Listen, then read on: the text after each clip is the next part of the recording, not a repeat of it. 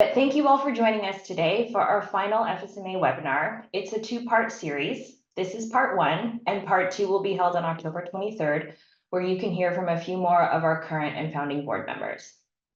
But for those of you who don't know me, my name is Jennifer Williams, and I'm the Executive Director and a founding member of FSMA. Many of you also know I am a social scientist. I am not a technical engineer, and my background in sociology informs a lot of my observations, my approach, and my love of qualitative data. So today I wanted to share a few of my high-level observations as a social scientist, not just from my time at FSMA, but from my 10 plus years in the sector. Thanks. This is truly a bittersweet moment for me and for all of us at FSMA. It has been really fulfilling to look back on what we've been able to achieve in the last 5 years, and there are a few pictures of some of my favorite moments. We're particularly proud of the way we were able to highlight the critical role that pit emptiers play in sanitation service delivery in our World Emptying Challenge. But it's also been a little bit disappointing to reflect back on how our approach still hasn't evolved enough to help us reach SDG 6.2. So in preparation for this final webinar, I identified a few reflections and recommendations on how we approach our work that I think can help the sector, but more importantly, those who don't have access to safely managed sanitation. Next. The first is the most important. Linear thinking when creating solutions is a dead end. It ignores the complexity and interconnectedness of our modern society, especially the not so obvious interdependencies and deeply rooted power imbalances that drive systemic inequality. The entire WASH sector, but most importantly, the funding agencies, the IFIs, and the donors need to move from linear thinking solutions and start to fund and implement long-term systems change-based solutions. A lot of our original approach in WASH is based on linear thinking.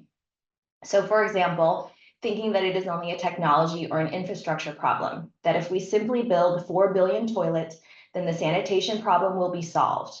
We saw that with the MDGs and its focus solely on access and ending open defecation. But a toilet is only one small piece of a larger sanitation system. Reinventing the toilet alone will not address the system failure that leads to poorly and unsafely managed sanitation. We need to reinvent the whole sanitation system, and that starts with reinventing our own thinking first. This shift is the biggest and the most difficult part because it requires mindset shifts across the entire sector, but also at the individual level. It is urgently needed from those who drive the agenda about what gets funded and what doesn't. And a systems change approach needs to drive every strategy, measurement, evaluation, design, and funding decision if we seriously want to improve sanitation and not just maintain the status quo. Next. The original CWI's call to action outlined several key principles that supported a more systems change approach, but the commitment to implementation and funding of this approach was never fully realized. There was either a lack of buy-in at the institutional level from the beginning, outside of a few key champions, or there wasn't enough long-term commitment to see a systems change approach even begin to work, let alone produce impact at scale. Systems change takes time, definitely longer than the average project funding cycle set by most donors. And this impatience, combined with the desire to continue to pursue linear thinking, has left CWIs and many of the other approaches and buzzwords that came before it deprioritized, defunded, and abandoned. Next. Somewhere during COVID, which honestly feels like a lifetime ago, I came across this quote from Deepak Chopra, of all people, in an article titled, "To survive our technological transformation, civilization needs a cognitive revolution," which I encourage you all to read, and there's a QR code to the link. He goes on to say, "The prevailing extraction-based system is based on linear approximations of limited portions of reality. We use reductionist mental models that break up complexity into small pieces to examine the components of things at ever finer levels of granular detail, hoping we can put them back together coherently. But escalating crises prove we have exhausted the usefulness of this paradigm. Almost every major challenge humanity is facing, from cancer and climate change to food and consciousness, needs complex systems thinking to solve.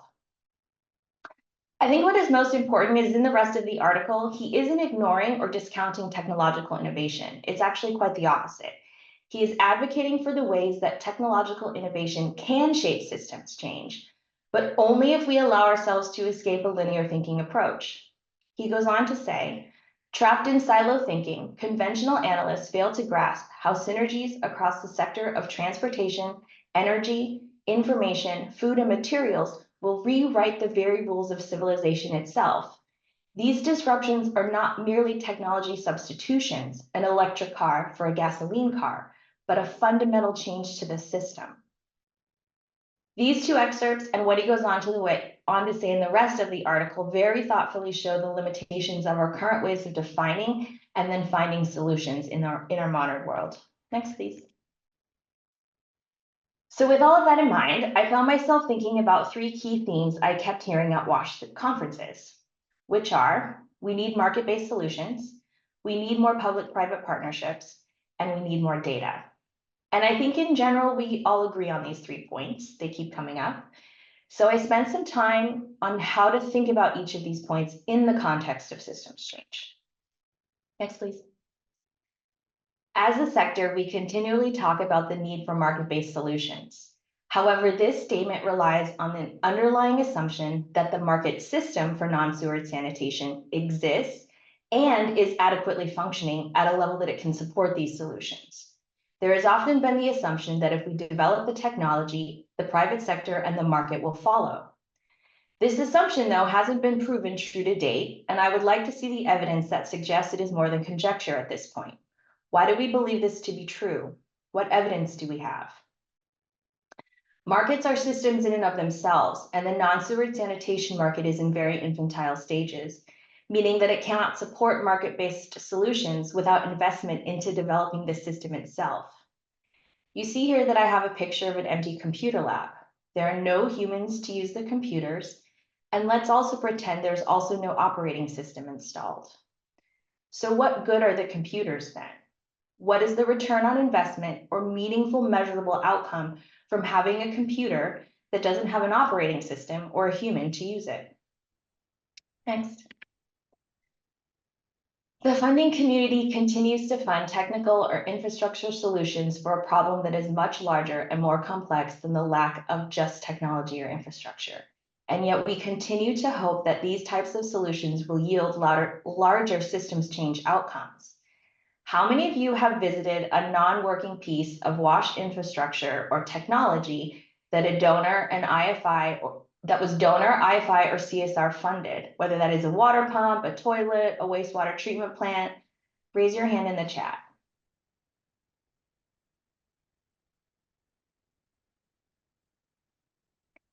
I think we've all seen at least one, if not more. There's a variety of reasons why they aren't functioning, but it's usually due to lack of operation and maintenance because that wasn't included in the original proposal, and the infrastructure was built with the assumption that just because it was installed, someone will just take care of it. But how do you create sustainable change with project-based funding without a clear market system to support those interventions? We can't continue to expect systems change types of outcomes by funding and using linear thinking to drive project design. Next. One hard truth we often talk around or not enough about is that while FSM systems are usually a cheaper upfront capital cost, they are more complex to manage and require culturally relevant, complex stakeholder engagement to be successful. So while FSM may have a lower financial cost, the trade-off is likely a higher time cost. FSM is a decentralized approach, which means there are more stakeholders to align and manage. If you look at the sanitation value chain, there are stakeholders involved in each part, both private and public. There are stakeholders at containment, emptying, transport, treatment, and recycle reuse. So in essence, with FSM systems, we have several mini systems at play that all need to be coordinated. And for each mini system, there is also the intersection with both public and private spaces and actors. You really can't do well-managed FSM without systems thinking. Next. When we talk about public-private partnerships, we also don't get into the complexity of this issue. These types of partnerships are actually the intersection of these two larger systems, the private system and the public system. And then there are these pieces that are outside that vary on where they sit, depending on where you are, or they intersect both. In order to successfully develop a functioning partnership between these two systems, you need to understand the underlying functions that hold each system together and then accountable. And then the next step is then to understand each system's priorities and non-negotiables in order to find common ground. People drive systems, though, not technology, at least until AI and the robots fully take over. And in order for people to work together well, you need trust. And this takes time to build, again, usually more than the average project funding cycle. Linear thinking also doesn't account for the deeply embedded power imbalances of our current systems, public, private, global, and within both philanthropy and international development itself. Next, please. Nor does it account for the culturally specific way to hold each other accountable in more collective-based societies that value social contract and accountability over legal and financial accountability. And I've personally experienced this and have been asked, well, what happens when the service provider doesn't deliver? And as an American, I was genuinely confused. Americans love contracts. I grew up in the land of the lawsuit. I was in grade 7 or 8 when I first heard this expression. And so my immediate thought was, well, we just won't pay them. But in the moment, I realized that wasn't enough for the partner to trust the service provider. It wasn't the right accountability mechanism. And when I really thought about it, I realized that in actuality, it was my own personal trust in the service provider and not the legal contract that made me feel confident. And this trust was based on a 10-plus-year relationship. This observation was further reinforced by a spontaneous conversation at an airport when I bumped into a colleague who was telling me about the issues they were having with a USAID-funded project in an African country. I'm sure some of you can relate. They were on their way to sort it out. I listened, and then I asked, so is the real issue that social contracts in that country are more understood and valued than legal or financial contracts, so you can't find common ground on metrics and accountability? And they looked at me and replied, well, I never thought about it that way, but yes, that's exactly the issue. Trust underlines the success of every partnership, and we need to be mindful that we don't all develop trust the same way, and this isn't something that linear thinking and scientific data are very good at identifying. Next, please. So in order to manage through some of that complexity that I've just talked about, we do need more data, but not scientific data. This tunnel vision created by linear thinking and only funding linear thinking has led to a focus on solely scientific data. There's a lack of diversity in the types of data that funders fund, but also that we value. There are more types of data than just scientific and quantifiable data, and I would argue that in order to create change, we need more decision-making data and qualitative data. And in my experience, when negotiating funding proposals, it is the first line item to be cut from the budget. Data science plays a key role, and I don't want to underplay its importance. However, it is typically static data that follows a linear, logical, cause and effect pattern of thinking. It excludes the messy human and accountability dimensions in how to design successful long-term solutions that address the root systemic issues. I know many of the researchers are going to disagree with me, but I truly believe we do not need more quantitative data at the global level to define the sanitation problem. We understand the basic underlying problem. There is too much shit being unsafely managed. Whether it is 70% or 90% doesn't make a significant difference until you reach very specific technical discussions after key decisions already need to have been made. The first type of data we need is decision-making data, which is defined by the Harvard School of Public Health as a part of decision science, and they write, most fields of research focus on producing new knowledge. Decision science is uniquely concerned with making optimal choices based on available information. Decision science seeks to make plain the scientific issues and value judgments underlying these decisions, and to identify trade-offs that might accompany any particular action or inaction. And more importantly, as our world grows more uncertain and unpredictable, they also write, decision science utilizes a variety of tools, which include models for decision-making under conditions of uncertainty. Data science tells us what we need to know, and decision science tells us how to use that data. We need both. Next, please. But we also need to value qualitative data and local operator experience. My dad worked on the sewer maintenance team at the utility in our municipality for 30 years. And yes, as a true sanitation professional, even on vacation, he found a photo op with a toilet seat. He didn't go to university, and he actually barely graduated high school. He would roll his eyes at me if I talked to him about a knowledge platform. I can hear him in my head every time a new one is launched. And you know what he would say to me? A knowledge platform? What is that going to do? I would never use that in my job. He wouldn't be able to write a report for the local government or for a funder. But today, if you get in a car with him and drive through his former district, he will recount every detail of every single technical malfunction and sewer or water line dispute over a 30-year period, along with some of the bad decisions local officials made, such as building the newest wastewater treatment plant on the top of the hill, so that everything needs to be pumped uphill to be treated and therefore costs more and requires more energy. All of this to say is there is a lot of valuable knowledge that gets passed on verbally, and we need to listen to it. So where do we go from here? Oh, next slide, please. I know I've covered a lot of ground today, so I wanted to be sure to end with some next steps in how we start to make this shift. This deck will be available after this session, and it will include a list of my sources and then other resources on some of the topics that I covered today.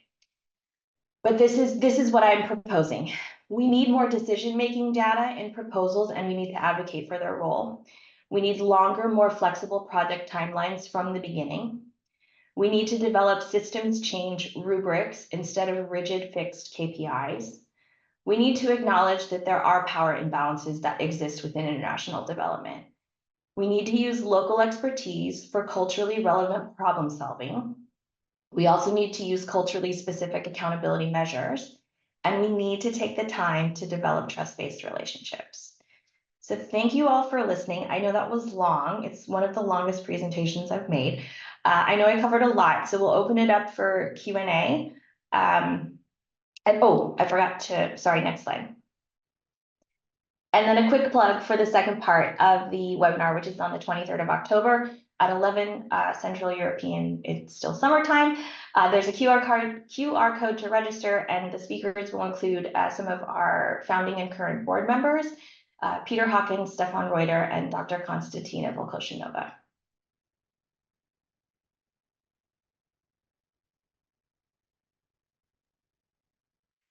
Thank you so much for that presentation.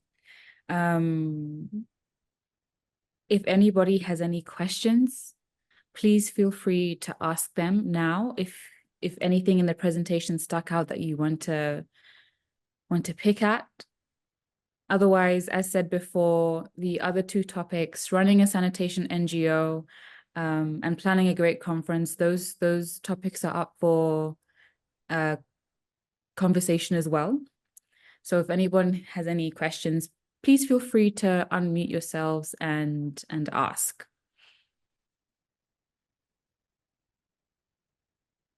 Or you can put them in the chat too, if that's more comfortable. Yes, yes.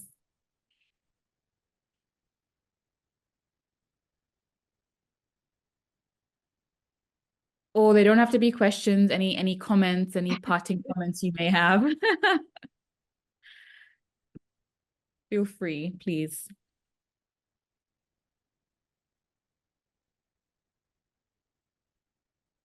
Oh, okay, we will. Sure. Sorry for that. Some funny technological issues this morning. This is not the first time yeah, okay.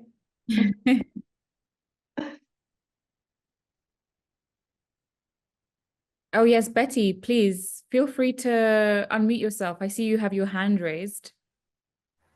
Yes, thank you. Thank you very much. That was a very, very amazing presentation, Jennifer, and thank you for the reflections. I'm just curious about what struck out for me was the public-private partnerships, especially public being the government. So I think I'd like to hear from everyone else, or yourself included, or the Alliance, on how you've been able to, I think, strengthen those partnerships or actually make them more better, if that's not the right word, but yeah, because an example for Kenya is trying to get the government's buy-in, especially with the utility or water service providers, to have more focus on sanitation in general than rather than just seaward sanitation. Yeah, well, I think we have a few folks here who are also working in Kenya. So I don't know if any of them want to chime in with some more specific Kenya examples, but I think it's tricky sometimes with politicians, right? Because their ultimate goal is to remain in their position. So I think sometimes you have to look at what are their underlying motives and objectives, which is not always easy because they're not always transparent. So it's really about trying to position sanitation as something that will benefit them and their political campaign. So it kind of depends on the individual, if it's a singular individual, or if it's a department. Yeah, it depends. It's about understanding priorities and then trying to help craft how sanitation fits into those priorities. So it is usually very context specific, but again, not sure if anyone from Kenya wants to chime in who's been working in Kenya. Yeah. I'm happy to jump in. Hey, Betty, it's Emily with Innovation. One of the biggest things that we're learning, Jennifer, is that um, as much as the government here in Kenya wants to be involved and help with these TPPs, they're so under capacity, or like their current workload is way beyond what they can do, and so they don't have like the time or any amount of like effort left in them as much as they want to. You know, a lot of people we work with at the ministry have like 3 different jobs that one person's doing. Um, and so we've been brainstorming a bit, and I've heard about like USAID in the past has paid for a full-time employee under the ministry to focus on X or whatever it is that they want them. And it's something that the ministry wants to do, just doesn't have the capacity. And I think that's been really interesting and something that we're looking into is right now we're trying to see if SHF can fund a couple more people at the ministry to specifically focus on some of these PPP efforts at the national level. And so it's a very a very practical, I think, solution to some of this like frustrations of, well, the government's not doing their part on PPPs. I don't know yet if it'll help. It's a new idea we're trying. Yeah, no, I think that's a really good point, Emily, because I think capacity constraint is always an issue, right? And especially to those who really do deeply care, there's always more that they want to do that they can. And then there's the realities of what your day job looks like. And I don't have a magic answer for that specific problem. It's where I think I do think we need to, I do think that the funding community needs to reevaluate what is proving to be the highest return on investment. And I do think that that is these types of positions to put capacity in, and not some of the other activities that have been prioritized. And I think that speaks well to the recent chat that was saying, I think Bill and Melinda Gates were actually funding a lot of that work of just like capacity building with governments. And I think a lot of that budget's being cut now.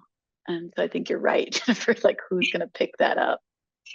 Yeah, yeah, and I think, you know, this isn't, I don't want to be, I think, you know, we all know that USAID money comes with a lot of paperwork, right? Which also takes time and capacity to do, and it also usually requires a very specific way to complete that paperwork. And I've been telling a lot of folks that the only thing worse than doing a funder report is teaching someone else how to do it. Because sometimes they ask, well, why do we have to do it this way? And there's no logical response.